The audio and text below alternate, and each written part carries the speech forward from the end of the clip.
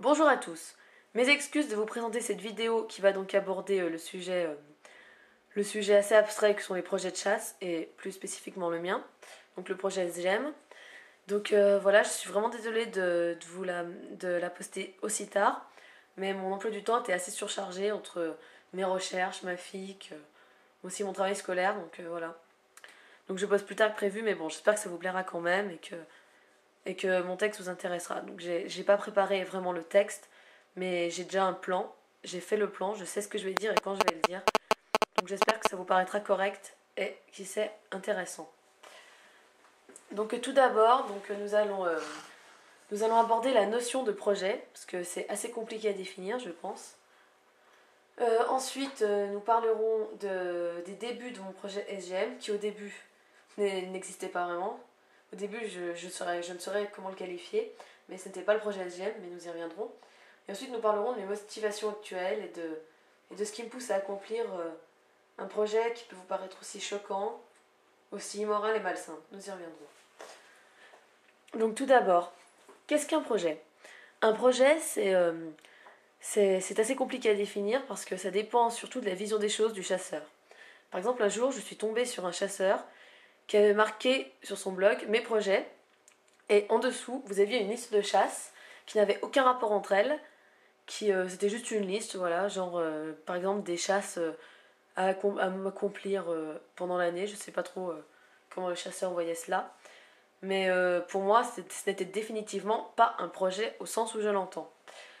Alors moi, quand je dis projet, je vois vraiment quelque chose de concret, de bien défini, de bien délimité.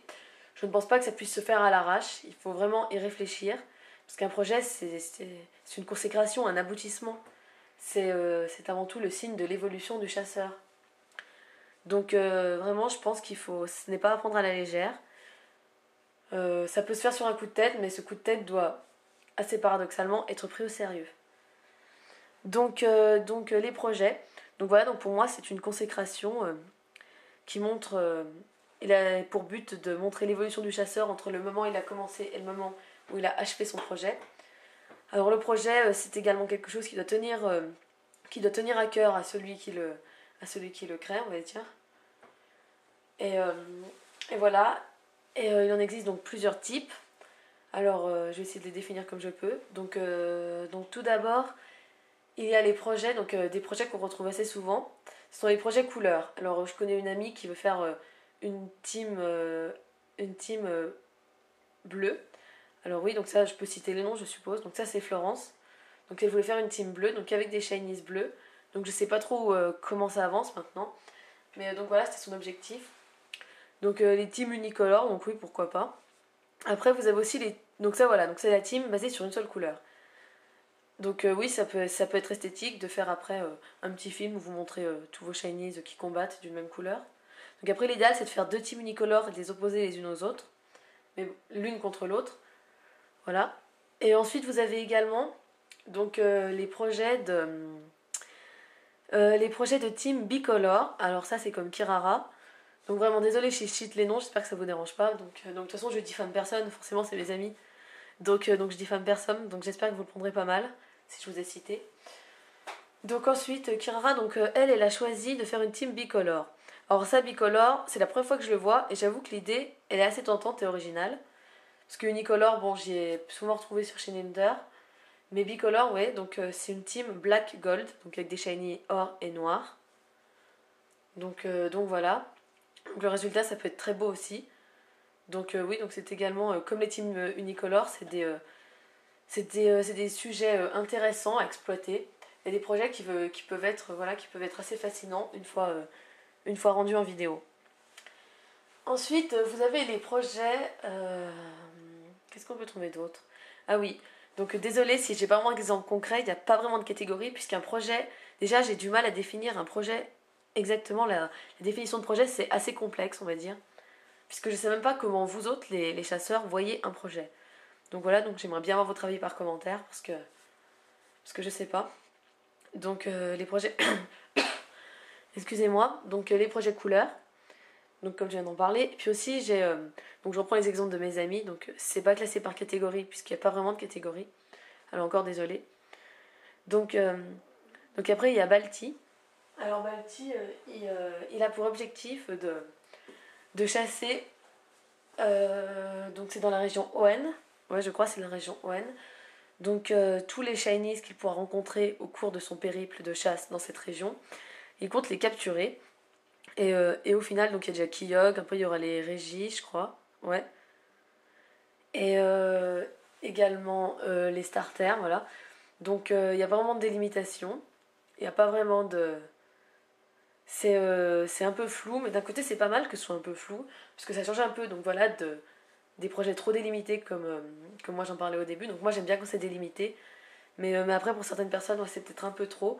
Et il y en a une bonne partie qui aiment bien que ce soit un peu hasardeux, donc pourquoi pas. Donc j'approuve aussi, ça peut être intéressant.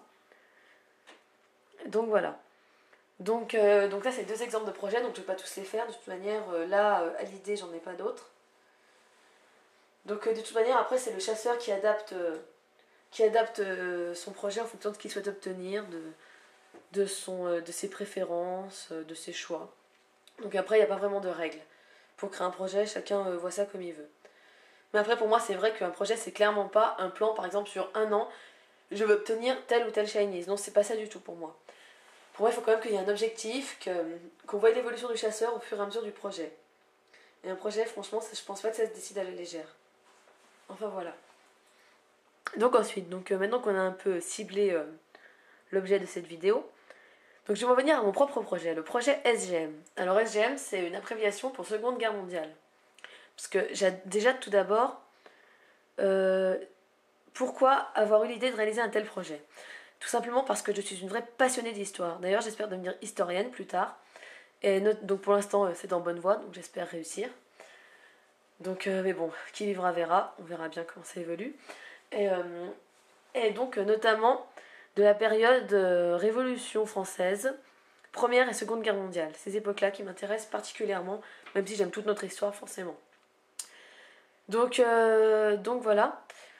J'ai pour objectif, donc ça c'est pas vraiment un projet, donc je le fais régulièrement.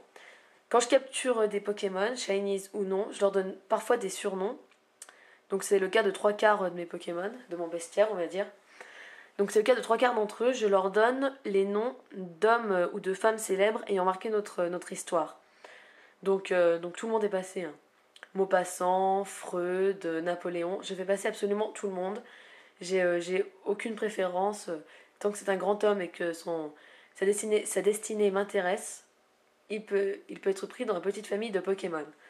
Donc je sais, donc voilà, c'est peut-être un peu stupide, mais je tenais à vous parler de ça parce que c'est une bonne introduction au projet SGM. Alors, comment suis-je venue à créer ce projet? Eh bien, au début, je n'avais pas vraiment idée de créer ce projet, même pas du tout.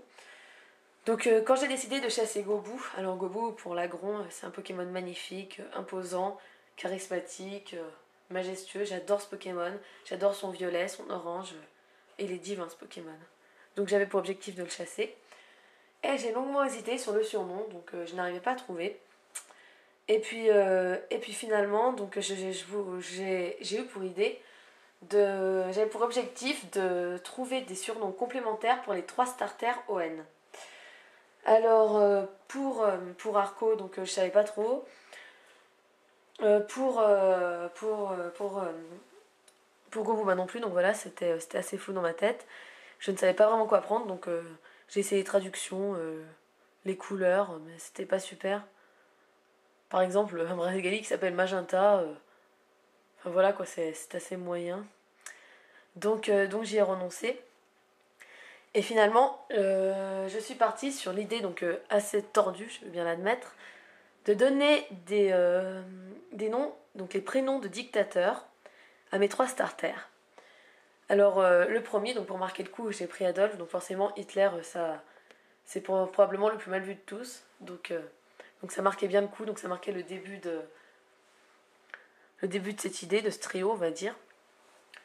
Ensuite, il faut avouer que je me suis basée sur le physique. Alors, bon, Adolphe, c'était surtout parce que les deux autres avaient déjà été attribués. Mais en plus, voilà. Enfin, comment dire? Au début, je me suis basée sur le physique. Donc, pour Benito, donc Mussolini, j'ai pris Junko. Parce que je trouve qu'ils ont la même allure, le même charisme. Ils se ressemblent beaucoup, je trouve. Et pour Staline, donc Joseph, j'ai pris Braségali parce que je trouve que au niveau du visage, c'est exactement ça. Alors vous allez peut-être trouver ça complètement débile, mais voilà, c'est exactement ça. Donc après, il restait Adolphe, et Adolphe donc s'est tombé sur l'agron. Donc ça lui allait assez bien, donc par hasard. Et en plus, voilà, comme c'est le plus mal vu et celui qui a déclenché les polémiques, voilà, c'était celui le plus à polémique. Et je le trouvais donc particulièrement adapté pour commencer ce projet. Donc au début, ce n'était qu'un trio, et puis progressivement, au fil du temps, ça a évolué. Et juste avant de trouver Joseph, je me suis dit, pourquoi ne pas recréer la Seconde Guerre mondiale? Alors oui, donc dès le jour où j'ai eu cette idée, j'ai eu affaire à toutes les insultes du monde. J'ai été décriée de tous côtés, personne n'appréciait cela. Un grand nombre de mes amis m'ont tourné le dos. Mon idée a vraiment été très très mal perçue. Mais je pense qu'ils n'ont pas vraiment compris quelles étaient mes motivations. Donc voilà, donc il y a eu méprise sur mes objectifs. Alors mon objectif, c'est avant tout, donc quand j'ai cette idée, c'est tout d'abord de rendre hommage à tous les gens qui sont morts durant cette période de notre histoire. Également à tous les grands hommes qui l'ont marqué, donc que je représente en Pokémon. Alors, donc voilà, donc oui. Alors, désolé si ça vous choque, mais tous plus ou moins, je les admire pour différentes raisons. Je n'admire pas du tout leurs idéaux, d'ailleurs, je suis tout à fait contre ce qu'ont fait la plupart d'entre eux, mais c'était quand même des personnes courageuses qui se sont battues pour ce qu'elles souhaitaient. Donc je pense qu'elles méritent un minimum de respect, et c'était la moindre des choses que de leur rendre hommage avec ces Pokémon Shinies.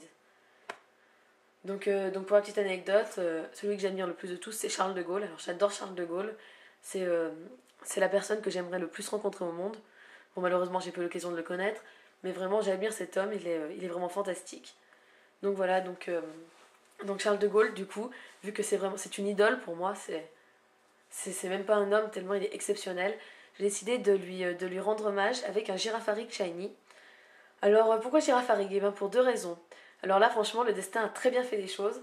Parce que tout d'abord, si j'ai décidé de le représenter en tant que Girafarig, donc merci à Lunba, parce que c'est lui qui m'a aidé à le définir ainsi, c'est parce que déjà j'adore Shiny, il est vraiment très beau. Et en plus, il ressemblait ça à Charles de Gaulle. Bon, techniquement c'est une girafe, donc il est censé être grand lui aussi, même si le Pokémon ne l'est pas tant que ça, et puis ça correspondait bien aussi, je trouve. Et en plus, figurez-vous que donc Charles de Gaulle, donc c'est un peu entre guillemets mon héros, donc c'est pas vraiment ça, mais je trouve pas le terme plus adapté. Donc voilà, donc c'est un peu mon héros. Et en plus, Girafarig, ça a été le tout premier Pokémon Chinese que j'ai rencontré il y a maintenant 3 ans et demi. Donc ouais, stupide comme j'étais, je l'ai confondu avec un Missing No. En fait, alors ouais, donc c'était pas du tout cela. Donc c'était un Chinese, mais je n'avais pas vu les étoiles. Et le bleu ne m'a pas semblé plus choquant que cela sur le coup. Donc j'ai fui. Et j'ai rencontré un autre Girafarig et j'ai vu qu'il était rose. Et là, je me suis dit, il y avait un problème au niveau du premier. Alors j'étais toute choquée, étonnée. J'ai cru que j'avais rencontré un Missing No et que j'avais fui. Donc je me suis dit, j'ai bien fait de pas le capturer parce qu'il aurait fait bugger ma sauvegarde. Enfin, n'importe quoi. Vraiment, le grand n'importe quoi. Donc oui, donc quand j'ai découvert les Shinies, j'ai vraiment été dégoûtée de l'avoir loupé. Ça aurait pu être mon premier. Je l'avais rencontré sur les rives du lac Savoir ou Courage, je sais plus. Je crois que c'est Savoir. Non, je sais plus trop. Non, lac Courage, ouais, sur les rives lac Courage. Sur les rives du lac Courage, donc voilà, donc je compte évidemment le recapturer bientôt. Et je sais même pas si c'était un mâle ou une femelle, à vrai dire, mais dans mon esprit, c'était clairement un mâle, c'est mon petit Charles. Donc voilà, donc je le retrouverai très bientôt. Ensuite, qu'est-ce qu'il y a eu? Donc ensuite, j'en ai fait plusieurs. Alors, j'ai fait Franco, Roosevelt, Churchill, Tito. Ah ouais, donc, et j'ai dû aussi faire Göring. Alors, Göring, ça faisait 2 Allemands, donc c'est pas forcément très équitable par rapport aux autres. Mais